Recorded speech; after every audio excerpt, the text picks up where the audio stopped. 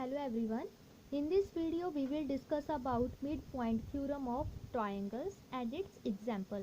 इस वीडियो में हम midpoint theorem के बारे में डिस्कस करेंगे, साथ ही में हम उनकी एग्जांपल्स के बारे में भी डिस्कस करेंगे. हमारे पास स्टेटमेंट क्या बोलती है midpoint theorem of triangles की. The line segment of a triangle joining the midpoint of a two sides of the triangle is said to be parallel to its third side and is also half of the length of the third side.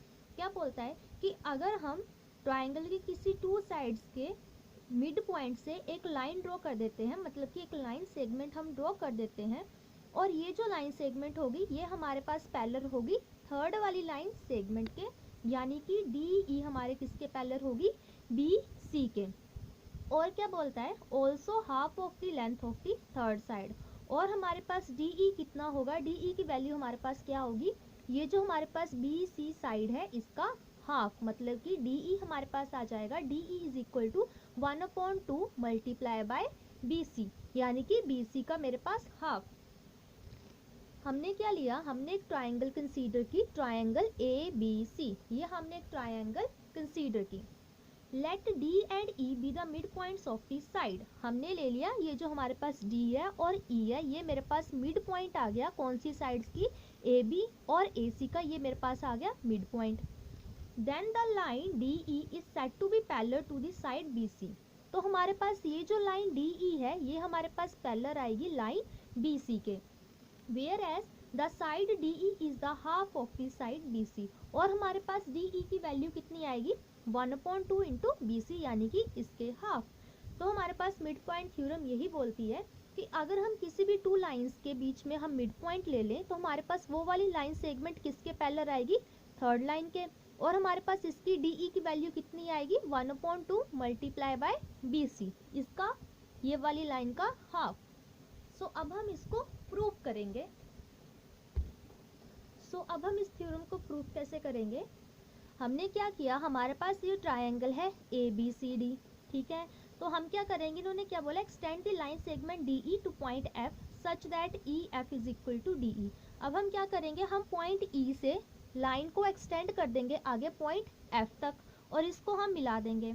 अब आप लोग देखो ये जो हमारे पास है E F, ये किसके इक्वल है, ये हमारे पास जो ई एफ है ये हमारे पास किसके इक्वल आएगी, डी ई के. हमने जितनी डी ई है उतनी हमने लाइन और आगे एक्सटेंड कर ली पॉइंट एफ तक, तो हमारे पास ये दोनों लाइंस क्या आ जाएंगी, एक दूसरे के इक्वल. अब नीचे क्या बोल रहा है, in triangle A D E and also in triangle C F E. A D E और सी एफ ई में देखो हमारे पास जो ई सी है वो हमारे पास किसके इक्वल आएगी, ए ई के. क्यों, क्योंकि हमारे पास ई क्या है, इस लाइन का ए सी का मिड पॉइंट है. हमारे पास ए ई इज इक्वल टू ई सी आ जाएगा. ये हमारे पास गिवन है क्योंकि हमने क्या बोला है कि ये हमारे पास है मिड पॉइंट लाइन ए सी का. ये दोनों हमारे पास लाइंस एक दूसरे के इक्वल आएंगी. अब हमारे पास नीचे क्या बोल रहा है, angle C E F is equal to angle A E D. हमारे पास एंगल सी ई एफ, ये वाला एंगल किसके इक्वल आएगा, ए ई डी के बाई वर्टिकली ऑपोजिट एंगल. हमारे पास ये वाले जो टू एंगल्स है, एंगल ई और ये वाली ट्रायंगल का एंगल ई, ये दोनों इक्वल आएंगे बाई वर्टिकली ऑपोजिट एंगल्स. अब देखो हमारे पास E F is equal to D E, और क्या बोल रहा है कि मेरे पास जो ई एफ है वो किसके इक्वल है, बी ई के. ये जो हमारे पास हमने जो कंस्ट्रक्शन की पॉइंट एफ तक, हमारे पास इसको हमने जो लाइन को आगे एक्सटेंड किया एफ तक, जितनी हमारे पास डी ई लाइन थी उतनी हमें आगे एक्सटेंड की पॉइंट एफ तक. हमारे पास ये दोनों लाइंस एक दूसरे के इक्वल आ जाएंगी. इससे हमारे पास क्या आया कि हमारे पास जो ट्रायंगल सी एफ ई है वो किसके कॉन्ग्रुएंट होगी, ट्रायंगल ए डी ई की. हमारे पास triangle C F E is congruent to A D E. हमारे पास ये टू ट्रायंगल्स एक दूसरे के कॉन्ग्रुएंट होगी by side angle side rule के थ्रू. हमारे पास ई सी किसके पैरेलल आ गई, ए ई के. एंगल हमारे पास कौन सा आया, ये वाला एंगल ई, दोनों ट्राइंगल्स में एंगल ई जो कि हमारे पास वर्टिकली ऑपोजिट आया. और हमारे पास जो ई एफ है वो किसके इक्वल आया, डी ई के. हमारे पास by S A S rule के थ्रू हमारे पास ये ट्राइंगल्स कॉन्ग्रुएंट हो गई. अब हमारे पास नीचे क्या बोल रहा है, because and therefore angle CFE is equal to angle ADE। अब ये क्या बोल रहा है कि हमारे पास जो एंगल CFE है ये मेरे पास एंगल किसके इक्वल होगा, एंगल ADE की। हमारे पास ये टू ट्राइंगल्स आपस में कॉन्ग्रुएंट आ गई।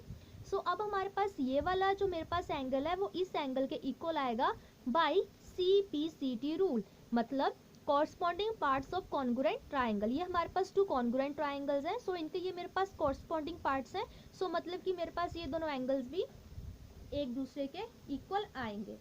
सो मेरे पास आगे नीचे क्या बोल रहा है, angle FCE is equal to angle DAE। हमारे पास जो एंगल FCE है ये मेरे पास एंगल किसके इक्वल आएगा, एंगल DAE के।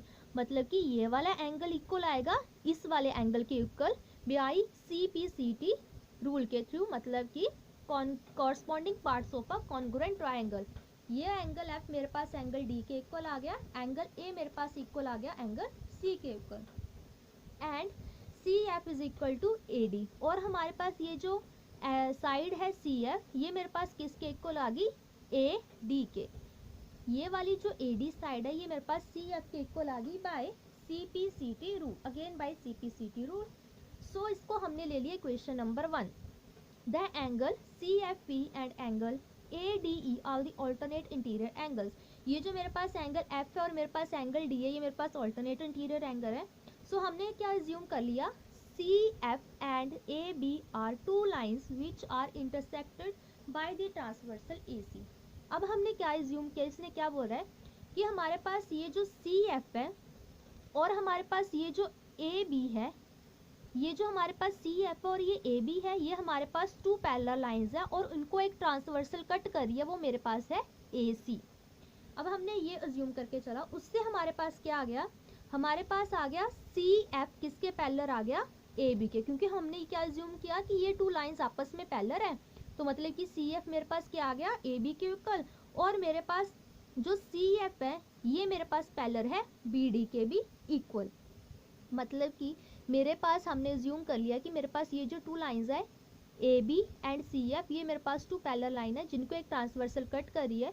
सो मेरे पास CF किसके पैरेलल आ जाएगी, AB के, एंड मेरे पास जो CF है which is also parallel to BD। अब मेरे पास ये आ गया CF is parallel to AB, CF is parallel to BD। अब देखो BD जो मेरे पास है वो AD के इक्वल है, क्यों, ये वाली जो मेरे पास BD है ये AD के इक्वल है, बिकॉज क्योंकि जो मेरे पास D है वो AB का मिड पॉइंट है। सो जितनी इतनी लाइन होगी उतनी ही मेरे पास आगे ये लाइन होगी। और मैंने क्या प्रूफ किया है, CF is equal to AD, और मैंने क्या लिखा हुआ है, CF is equal to AD।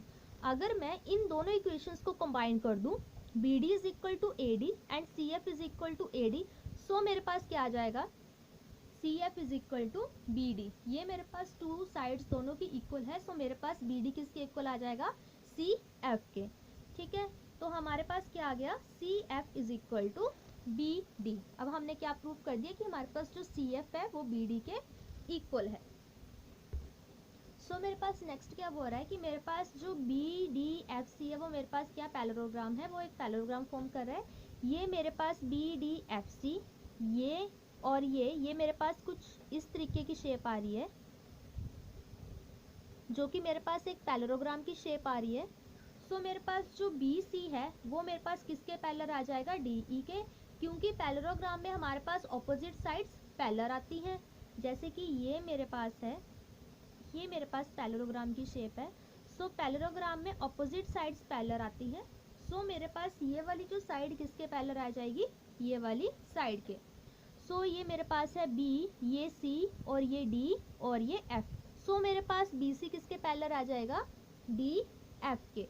And मेरे पास जो BC है वो मेरे पास पैरेलल DE के भी इक्वल होगा। अगर मेरे पास BC पैरेलल है DF के तो मेरे पास जो BC है वो DE के भी पैरेलल होगा, जिससे कि हमारे पास क्या प्रूफ हो गया कि हमारे पास DE कितना है, हाफ ऑफ दी BC। मेरे पास अगर DF मेरे पास BC के पैरेलल आ रहा है तो मेरे पास ये जो है ये वाली लाइन का डिस्टेंस, अगर ये मेरे पास इस लाइन का जो E है ये मिड पॉइंट है तो मेरे पास DE कितना आ जाएगा, half of the BC। So यही हमें प्रूव करना था। So this is our proof. अभी मेरे पास है example, in triangle A B C, ये मेरे पास ट्राइंगल दी हुई है, the mid point B C C A B are D E F respectively. क्या बोल रहा है कि मेरे पास लाइन जो बी सी है और मेरे पास जो सी ए है और मेरे पास जो ए बी है, उसके मेरे को मिड पॉइंट्स दिए हुए हैं ई एफ और ये डी, ये मेरे पास इसके मिड पॉइंट्स है। If the value of B C is equal to 14 metre, ये मेरे पास जो टोटल है इसकी लेंथ मेरे को कितनी दी हुई है 14 मीटर। सो मेरे को किसकी वैल्यू फाइंड आउट करनी है, मेरे को ई एफ की वैल्यू को फाइंड आउट करना है। गिवन है हमारे पास B C is equal to 14 metre, ये वाली हमारे पास कितनी दी हुई है 14 मीटर, मेरे को किसकी वैल्यू फाइंड आउट करनी है इसकी। सो हमें पता है कि ये वाला जो मेरे पास एफ है ये किसका मिड पॉइंट है ए बी का, ये मेरे पास जो है ये ए बी का मिड पॉइंट है। सो मेरे पास ई एफ कितना आ जाएगा, E F is equal to half of the B C by mid point theorem. हमारे पास मिड पॉइंट थ्योरम ये बोलती है कि अगर हमारे पास टू लाइंस में अगर हमारे पास ये जो टू साइड्स हैं यहाँ पे अगर हमारे पास मिड पॉइंट हो, वहाँ पे अगर हम लाइन सेगमेंट कोई ड्रॉ करते हैं तो हमारे पास ये वाली लाइन इस वाली लाइन के पैरेलल आएगी और ये वाली लाइन का हमारे पास डिस्टेंस कितना होगा, ये वाली लाइन का हाफ ऑफ द डिस्टेंस। सो मेरे पास आ गया ई एफ, मेरे पास कितना आ गया half into B C. Now we have put the value of B C हमारे पास गिवन है 14 मीटर। देन वी हैव, अगर हमने इसकी वैल्यू को पुट कर दिया तो मेरे पास ई एफ कितना आ गया 1/2 multiply 14 which is equal to 7। So मेरे पास ई एफ कितना आ गया 7 metre. So this is our mid point theorem and it's example. So this is your answer. अगर आपको मेरी वीडियो अच्छी लगी हो so please like it, comment it, share it and subscribe my YouTube channel. Thank you.